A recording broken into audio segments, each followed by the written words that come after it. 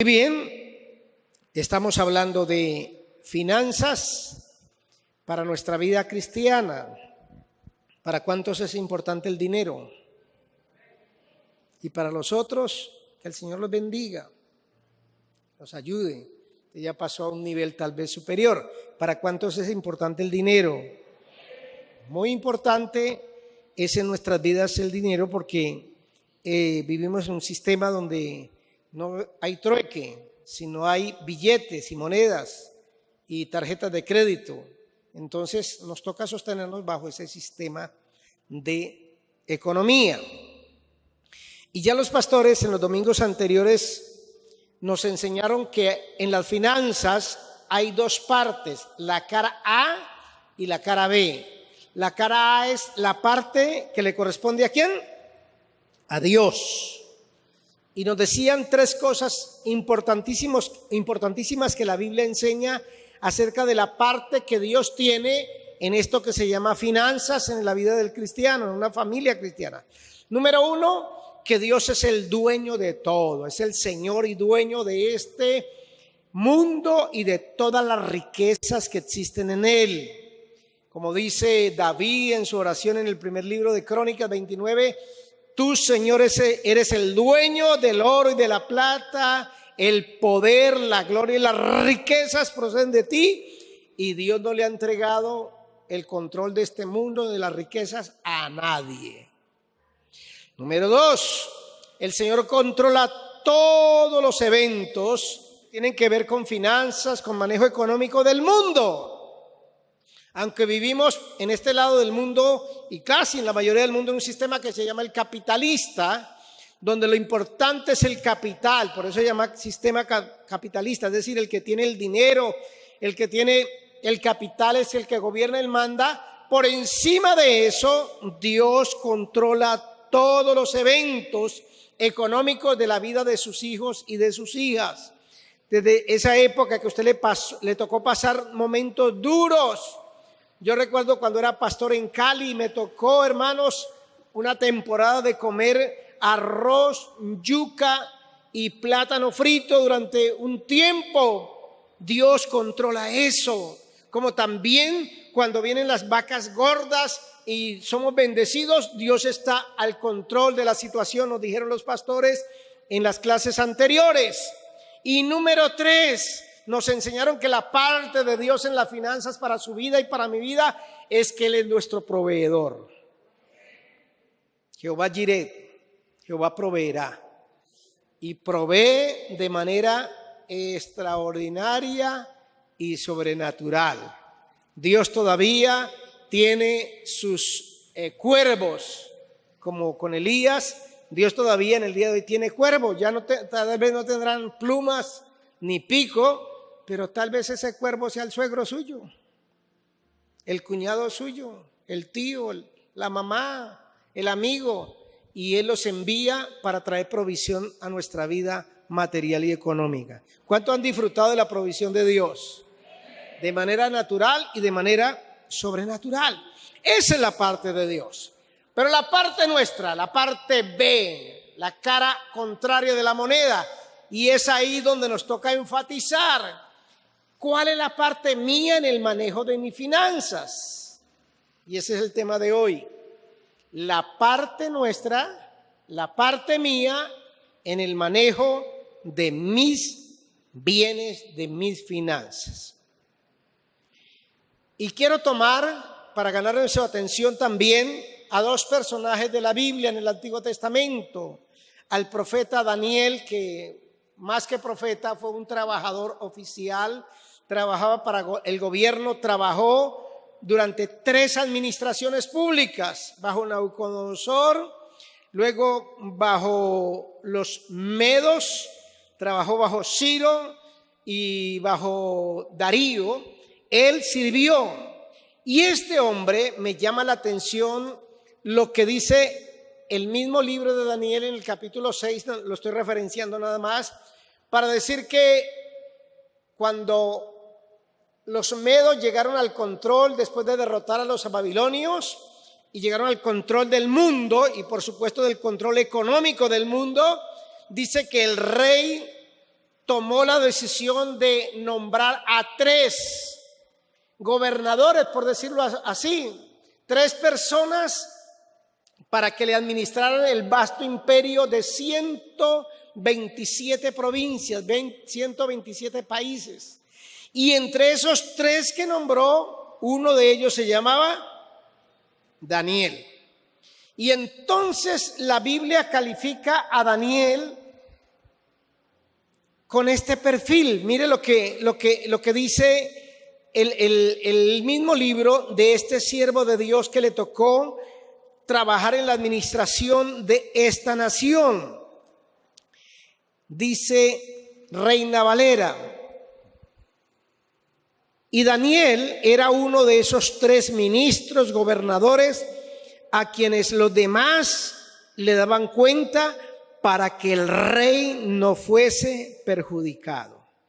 Pero el mismo Daniel era superior a estos gobernadores o sátrapas, dice, porque había en él un espíritu superior y el rey pensó en ponerlo sobre el reino. Entonces los envidiosos, los ministros, los sátrapas, los administradores buscaban ocasión para acusar a Daniel en lo tocante a la administración del reino, de la administración pública, de su cargo, de su trabajo. Y esto es lo que me llama la atención. Mas no podían hallar ningún motivo de acusación ni falta alguno, porque Daniel era fiel. ¿Daniel era qué? Diga conmigo, yo también lo puedo ser. Daniel era fiel como administrador, y ningún vicio, ni ninguna negligencia, ni falta, ni corrupción, ni negligencia, porque Daniel era un hombre digno de confianza. ¿Cuántos dicen yo puedo ser como Daniel en el manejo de las finanzas? Porque hay cristianos muy buenos para ser fieles en la vida espiritual, no se pierden la oración todos los días. ¿Cuántos dicen gloria a Dios?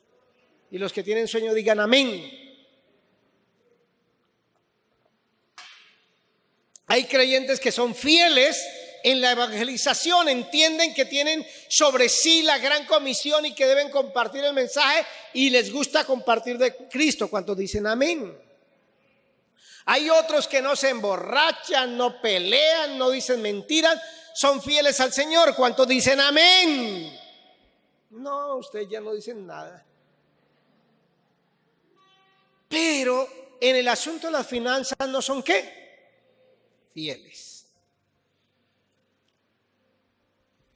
Y entonces, ¿cuál es nuestra parte en el manejo de las finanzas? Hoy voy a hablar de la primera. Nuestra responsabilidad, igual que Daniel, es ser ¿qué? Administradores o mayordomos. ¿Qué es un mayordomo? Pues es un administrador, un supervisor. Y el papel de un administrador en la Biblia, como lo acabamos de ver con Daniel, es de mucha responsabilidad porque es la máxima autoridad después del dueño. Y es responsable de todas las propiedades, de todos los asuntos de la casa de su Señor. Y a medida que uno estudia la Biblia, vemos que Dios es el dueño de todo, pero que le ha dado al ser humano, y hablo de forma general, su autoridad, su nombramiento para ser administrador. Mire lo que dice el Salmo capítulo 8, dice: le hiciste al hombre señorear sobre todas las obras de tus manos. De las manos del Señor, todo lo pusiste debajo de sus pies.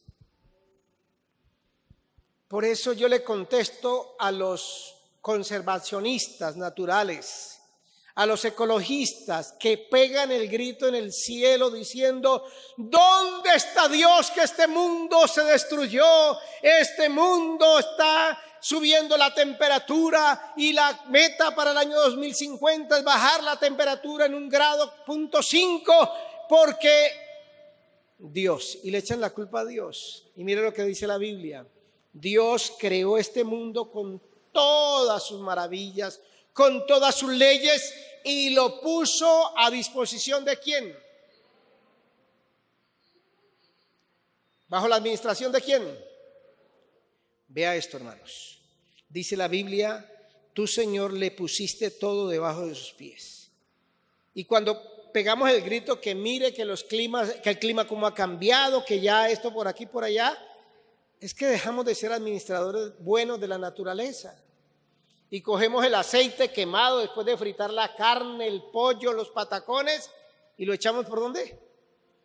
Por el sifón. Y luego, Dios mío, ¿por qué este planeta está así?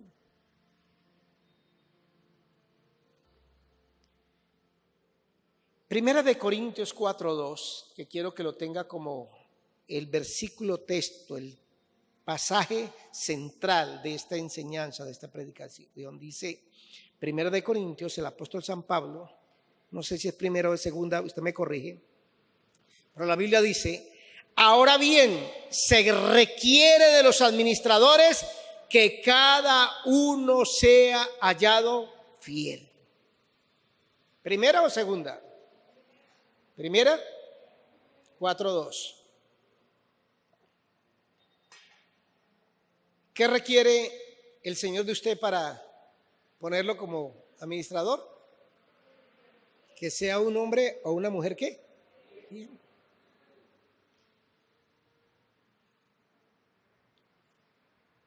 Y antes de que usted pueda ser un administrador y un administrador fiel, usted necesita saber qué es lo que tiene que hacer.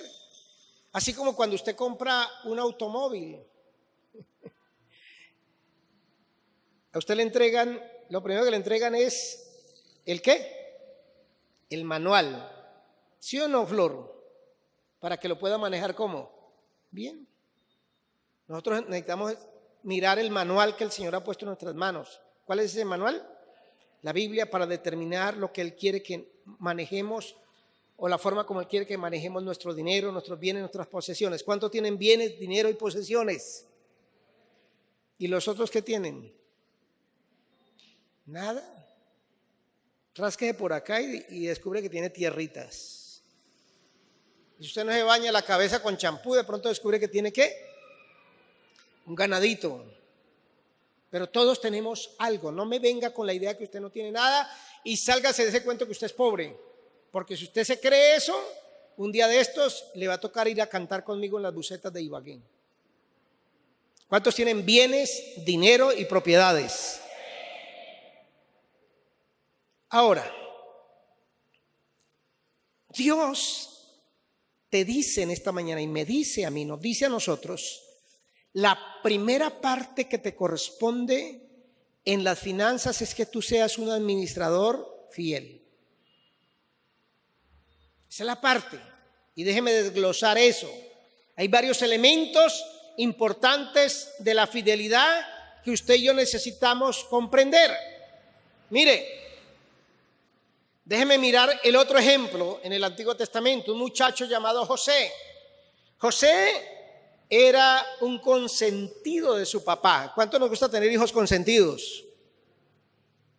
¿Solo a mí? Ah, bueno. Consienta a sus hijos y que cada uno de ellos sea su consentido principal. Pero no se lo diga, Rosa. Pero que se den cuenta los 4, 5 o 7 hijos que usted tiene, que todos son sus hijos predilectos, consentidos. Ahora,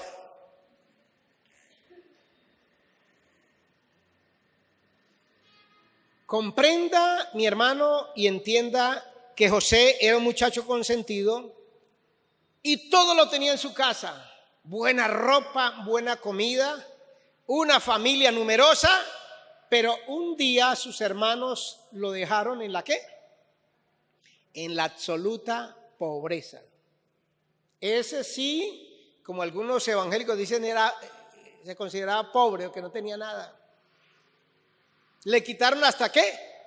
La túnica y se la mandaron al papá manchada de sangre para decirle, mire, se lo comió el león.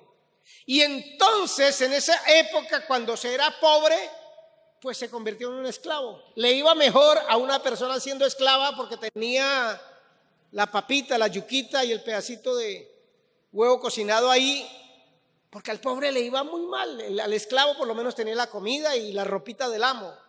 Y fue vendido como esclavo a un ciudadano egipcio. Y dice la palabra del Señor que cuando llegó José a la casa, a la finca de ese hombre llamado Potifar, él lo nombró ¿cómo? ¿Cómo lo nombró? Administrador, porque Dios estaba con él. Y todo lo que José hacía, todo lo que trabajaba José, en las manos de José había una unción de multiplicación y de fidelidad, y la hacienda, el trabajo, los bienes de su amo Potifar, dice la Biblia, fueron prosperados porque Dios estaba con José. Y vean esta expresión que estoy leyendo en el capítulo 39 o 38 de Génesis. Dice que su amo de nada se preocupaba, sino solamente ¿de qué? De su comida, porque todo lo había puesto en las manos de su administrador llamado ¿qué? José. Y José lo entendía. Esta primera parte de la fidelidad del administrador es que un buen administrador lo es con todos los recursos. Dios está buscando buenos administradores que sean fieles con todos los recursos que se le otorgan. Y dice la Biblia, hablando de la historia de José, que un día la mujer dijo: yo me lo moteleo a este porque me lo moteleo. Yo me lo llevo para el motel 5 estrellas porque dice la Biblia que José era un joven vigoroso y hermoso semblante, como los hombres que estamos aquí en esta mañana. Voltea a mirar y verá hombres hermosos a su alrededor, de hermoso semblante, de hermosa apariencia. Y las hermanas dicen, ¿y los hombres? Si usted no se cree que es hermoso, hermano, va a tener problemas en la vida. Y entonces, mire la respuesta de José cuando la vieja aquella le dijo: yo me lo duermo a usted porque me lo duermo. Le dijo: mire, señora Potifara, qué pena decirle, pero su esposo me ha confiado todo, la casa, la hacienda, los esclavos. Y lo único que me ha reservado, que me ha impedido, es a usted. Oiga, este José la tenía claro que él era el administrador de todo lo que se movía en esa hacienda, todos los cultivos, todos los trabajadores, las cuentas, los alimentos que se sembraban, las cosas que se vendían, la casa de su amo, él era el administrador. ¿Para dónde va, pastor? Para decirle: usted y yo somos administradores de Dios cuando entendemos que necesitamos serle fiel con todos nuestros recursos. No solamente con el 10%, sino con el 100%. Muchas iglesias desdichadamente se han concentrado en enseñar a la gente cómo manejar el 10% de sus ingresos. Eso tiene que ver con el área del dar. Aunque esa área es importante, a veces hemos permitido que los cristianos manejen el otro 90% desde la perspectiva de este mundo, no desde la perspectiva del Señor. Y como no sabemos manejar dinero bíblicamente, muchos cristianos tienen actitudes erróneas acerca de los bienes, del dinero, de las posesiones, y toman decisiones económicas incorrectas que llevan a consecuencias dolorosas. Ay, Dios mío, hay hermanos que hacen unos negocios que uno dice: ¿y cómo resultó ahí? ¿Cómo resultó? Me acuerdo de un hombre aquí en la iglesia que le iba bien en su negocio, como le va a usted. Le iba bien. Y un día decidió asociarse con un hombre que tenía platica. Y le dijo: mire, es que yo tengo una plata por ahí y yo le veo a usted que le va bien en este negocio. Él tenía un negocio de alimentos y le iba muy bien, y resultaron de compadres, de socios y de compañeros. Y sí, el hermano se trasladó del local donde estaba y el hombre dijo: coloquemos un local sobre una de las principales avenidas de Ibagué, y ahí se montó. Y entonces lo puso a trabajar el hermano desesperadamente desde las 4 de la mañana, a las 2 de la tarde le daba 1 hora y a las 4 hasta las 8 de la noche tenía que estar en ese negocio, trabajando y produciendo. Entonces, al final del mes, cuando las cuentas, el hermano hizo lo que todo cristiano hace, sacar el diezmo. ¿Sabe lo que le dijo el socio? Imagine lo que le dijo. ¿Qué? Porque nosotros manejamos nuestros negocios con los principios de Dios. Y mi negocio debe diezmarle al Señor. Y Oseas 4:6, un versículo que usted conoce hace rato, dice: mi pueblo fue destruido porque le faltó ¿qué? Conocimiento. Y el hermano con lágrimas me decía: pastor, ¿cómo hago para soltarme de esto? Y yo le dije: eso va a estar duro. Y póngale cuidado, le profeticé, le dije: hermano, ese tipo le va a robar a usted todo el negocio y lo va a dejar en rines. Parecido, hermano. Al año el hermanito recogió 3 Bartolos que le quedaban y le quedó debiendo a ese impío 22 millones de pesos. ¿Y sabe lo que hizo el impío? Le abrochó esos 22 millones en un préstamo al banco. Y el hermano todavía está pagando por ahí. Entonces, vea, no sea administrador solamente del 10%. Ese negocio, esa actividad económica que usted tiene que ser un buen administrador fiel de todo eso. Número 2, usted me dirá: pastor, usted me está hablando de alguien que tiene negocio, de alguien que tiene... Pero yo le tengo la segunda verdad del administrador fiel. Usted y yo como administradores fieles tenemos que serlo. No importa la cantidad que tengamos o no tengamos. Se lo repito. Hay que ser fiel. No importa la cantidad de bienes, de dinero, de propiedades que tengamos. El mayordomo fiel es responsable por lo que tiene, sea mucho o sea poco.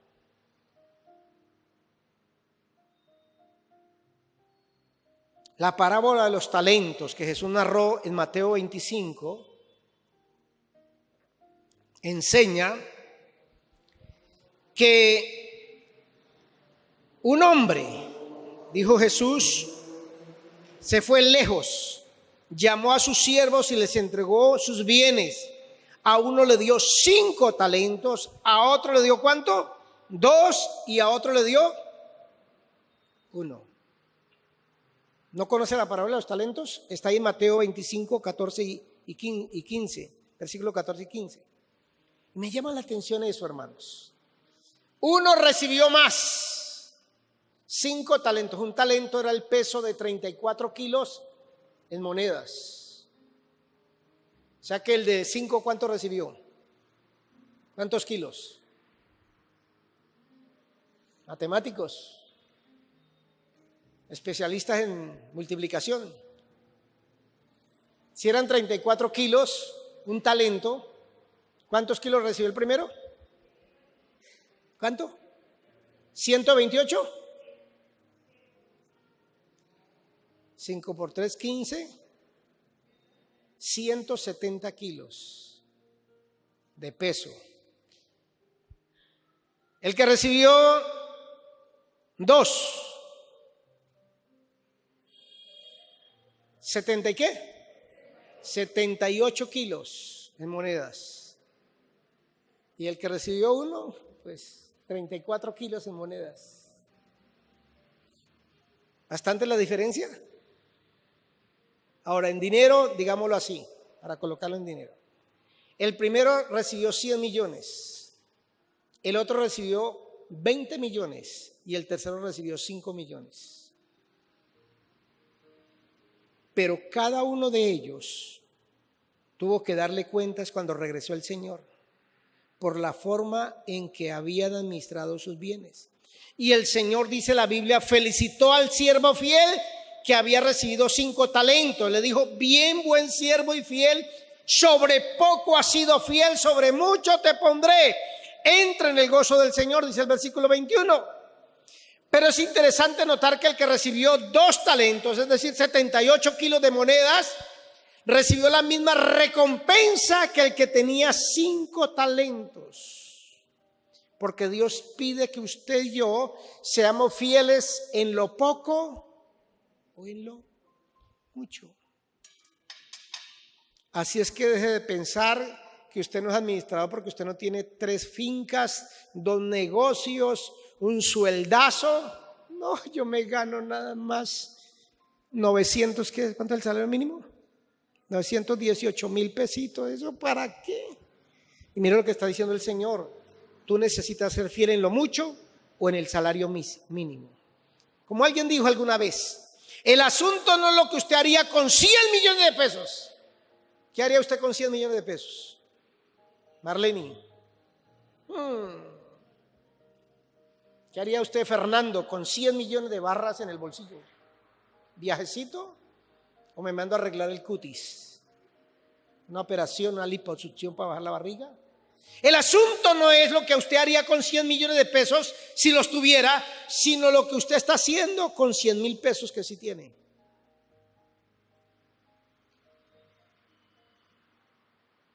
¿Aló? Número 3, sea fiel con las cosas pequeñas. ¿Cómo así, pastor? Sí, mire lo que dice Lucas 16:10. El que es fiel en lo muy poco, también en lo más grande será fiel. Y en lo que es el que en lo muy poco es injusto, también en lo más es injusto. ¿Cómo puede darse usted cuenta si su hijo va a cuidar la primera moto que va a comprar con la ayuda suya? Pues sencillo. Observe cómo cuidaba la bicicleta o el triciclo. Repito, hermanos, ¿cómo sabe usted que su hijo va a cuidar esa moto que usted le va a ayudar con el 50%? ¿Será que mi hijo sí es capaz de cuidar esa moto? Pues sencillo, mire cómo cuida la bicicleta. ¿Cómo puede usted saber si un vendedor es competente para atender a un cliente que le compra a usted 5 millones al mes, 10 millones al mes? Pues observe cómo atiende a un cliente que viene y compra 20,000 pesos. ¿Aló?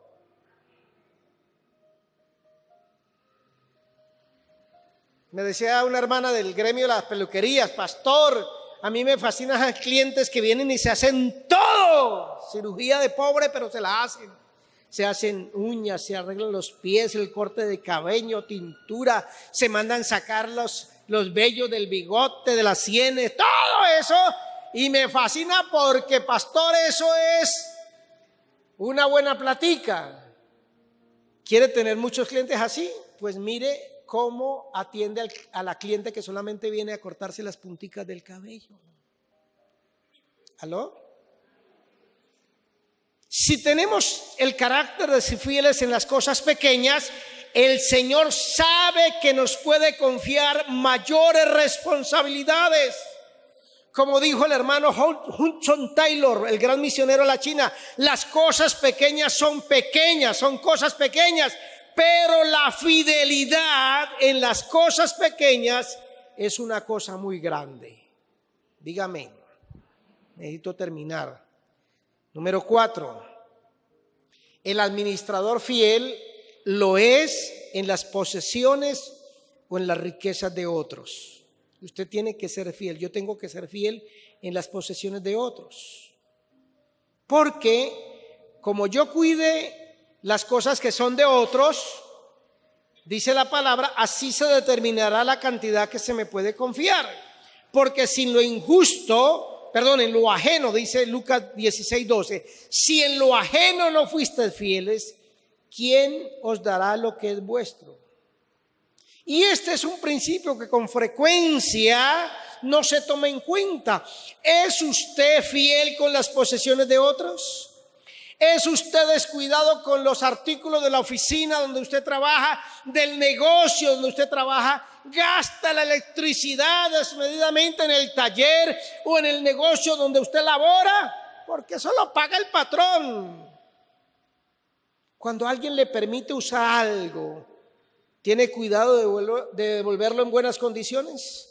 Cuando alguien le presta el taladro, le presta una herramienta, ¿usted tiene la dicha y la fortuna de devolverlo en las buenas condiciones? Estoy seguro de que a algunas personas no se les ha dado más porque han sido infieles en las posesiones de otros.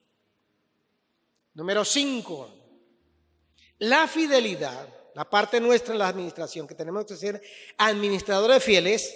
La fidelidad construye el carácter. ¿Cómo así, pastor? Sí, Dios tiene su manera de trabajar y a mí me fascina a Dios, porque Dios siempre trabaja con propósitos, con procesos.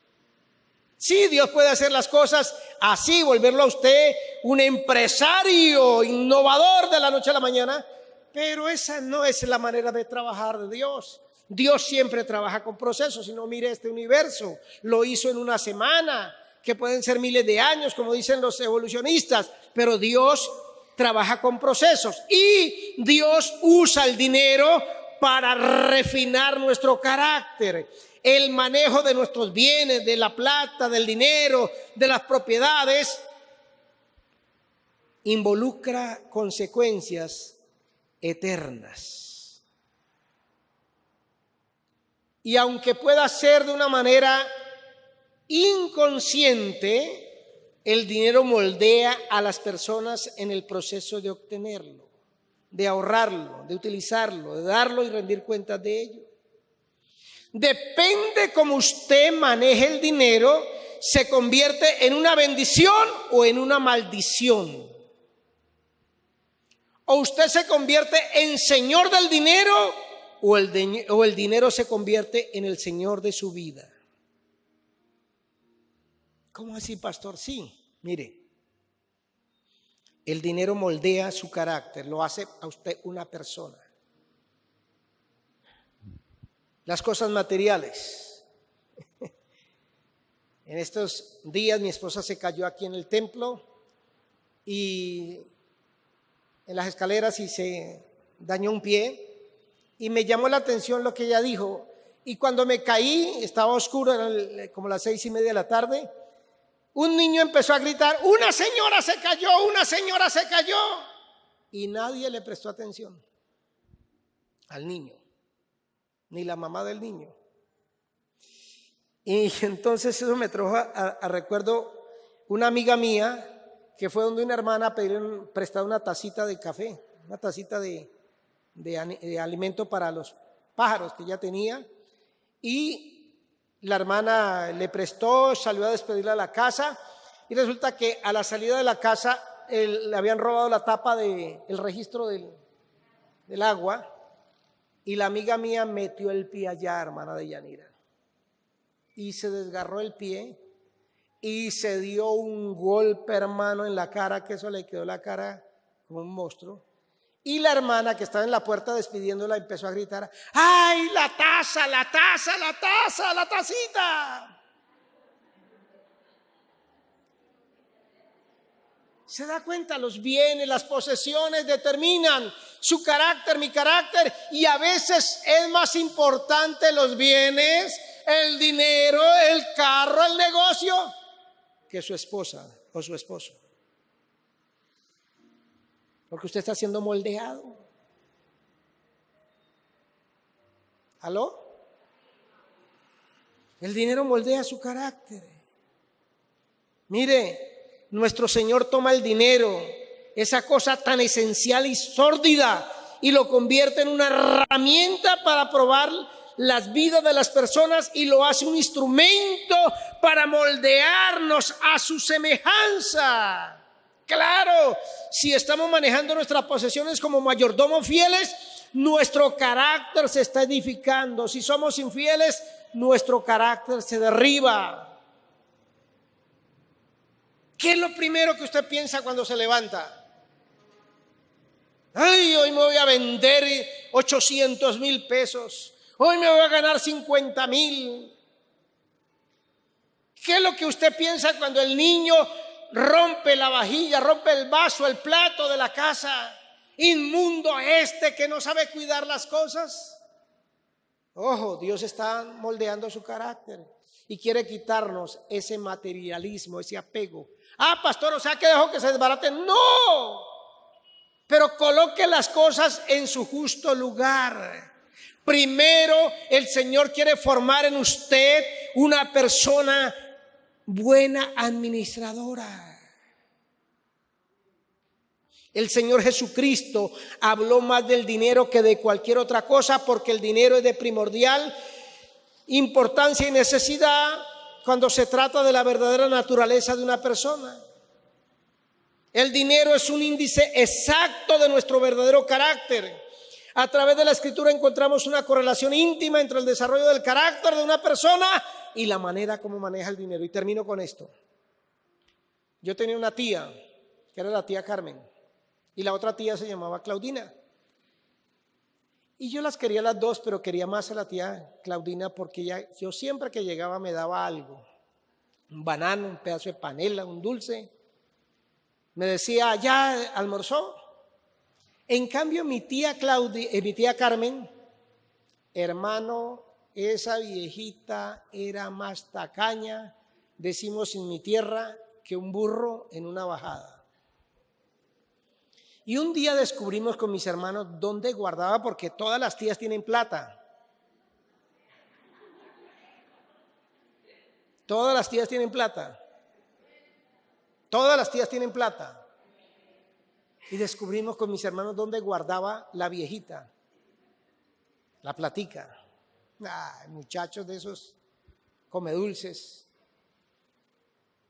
Y la guardaba en una bolsita negra. Y le pusimos el ojo y le hicimos seguimiento. Dimos esa bolsa. Éramos 3 hermanos malos. Y dijimos, esa viejita con su bolsa iba para toda parte. Una bolsa así, como de 20 centímetros y 10 centímetros de ancho. Y entonces un día dijimos, cuando nos vayamos a dormir, que estábamos durmiendo en la casa de ella, vamos a ir por la bolsa. Y efectivamente llegamos allá a la cama de ella, miramos en el nocherito donde ella guardaba, nada, y mi tía Carmen ahí. Cuando yo veo, y aquí en el seno, amarrada tenía, entonces mi tía se levantó y dijo, mamola. Ahí guardaba la platica. ¿Cómo murió mi tía? Murió en un ancianato en la Mesa, Cundinamarca. Y ninguno de la familia le visitaba. Murió solita. Ni yo llegué por allá, Lucero. Pero sí me acordé de eso cuando yo era un niño de 6, 8 años, que mi tía era...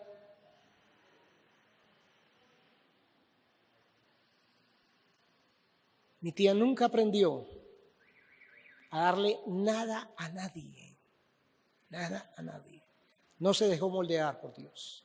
Espero que en esta mañana haya cristianos y cristianas que digan, yo me dejo moldear por Dios. Dios quiere hacerlo a usted un administrador fiel, generoso, dadivoso. Póngase de pie.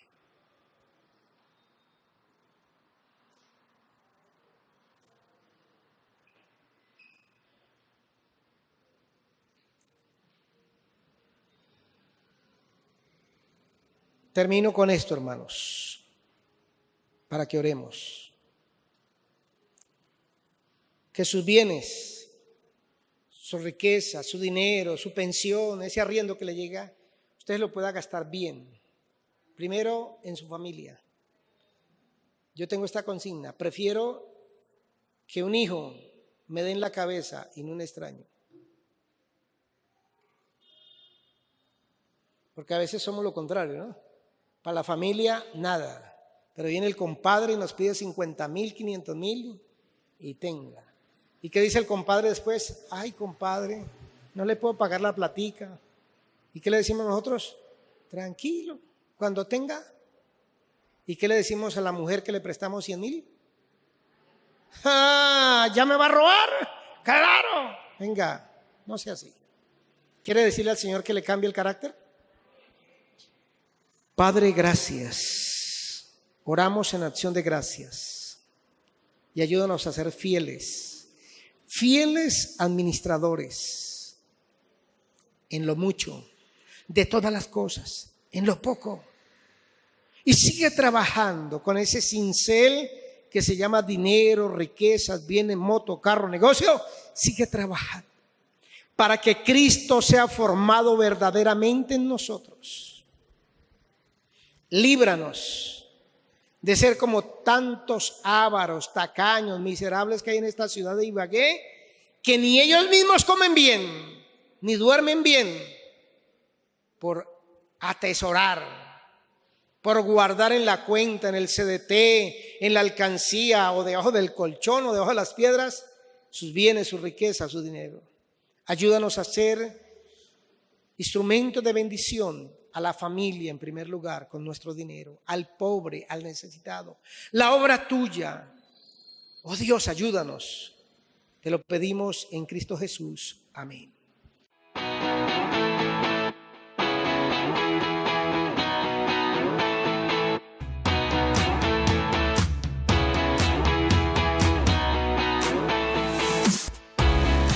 Existimos para adorar, para atraer a las familias a Cristo. Somos una iglesia que se apasiona, una iglesia viva, Catedral de Vida.